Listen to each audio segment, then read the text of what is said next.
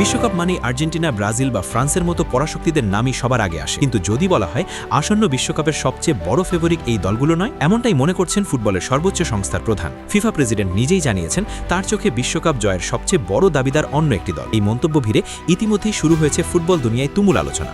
তাহলে কোন দলকে শিরোপার সবচেয়ে বড় দাবিদার মনে করছেন তিনি? কেনই বা সেই দলের উপর এত আস্থা? চলুন জেনে নেই বিস্তারিত।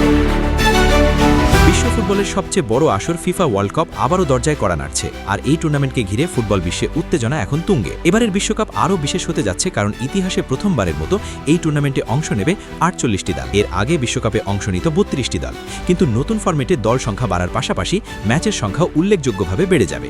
এতে একদিকে যেমন ফুটবল প্রেমীদের জন্য রোমাঞ্চ বাড়বে, অন্যদিকে আয়োজকদের জন্য তৈরি হবে নতুন চ্যালেঞ্জ।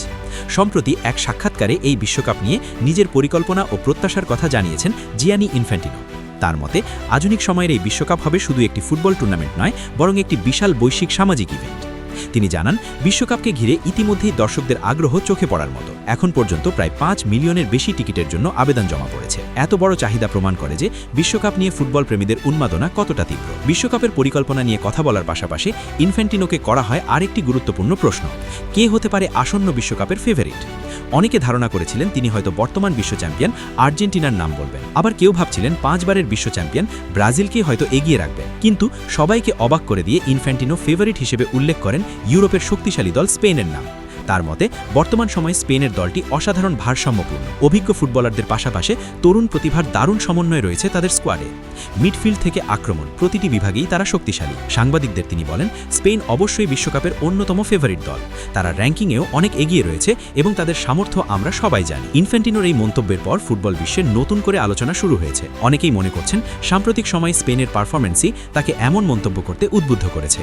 বিশেষ করে বড় টুর্নামেন্টে স্পেনের খেলার ধরন অনেক সময় প্রতিপক্ষকে ভীষণ চাপে ফেলে। বল দখলে রেখে ধীরে ধীরে আক্রমণ গড়ে তোলা তাদের অন্যতম বড় শক্তি। এছাড়া নতুন প্রজন্মের ফুটবলারদের পারফরম্যান্সও দারুণ আশাবাদ জাগাচ্ছে সমর্থকদের মধ্যে। অনেকেই এখন 2010 সালের সেই ঐতিহাসিক সাফল্যের পুনরাবৃত্তি দেখার স্বপ্ন দেখছেন, যখন স্পেন প্রথমবারের মতো বিশ্বকাপ জিতেছিল। তবে ফুটবল এমন একটি খেলা যেখানে আগেভাগে কিছুই নিশ্চিত করে বলা যায় না।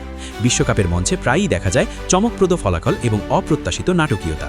তাই স্পেনকে ফেভারিট বলা হলেও শিরোপার দৌড়ে থাকবে আরও অনেক শক্তিশালী দল। সব মিলিয়ে আসন্ন বিশ্বকাপ হতে যাচ্ছে ইতিহাসের সবচেয়ে বড় ও রোমাঞ্চকর ফুটবল আসর। নতুন ফরম্যাট, বেশি দল এবং বাড়তি ম্যাচ, সবকিছু মিলিয়ে ফুটবল প্রেমীদের জন্য অপেক্ষা করছে এক অসাধারণ উৎসব।